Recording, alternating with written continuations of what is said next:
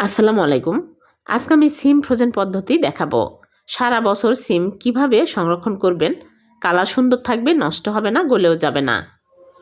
এখন বাজারে সব জায়গায় অ্যাভেলেবল সিম পাওয়া যাচ্ছে। এইরকম করে যদি সিম ফ্রোজেন করে রাখা যায়, সারা বছর খাওয়া যাবে।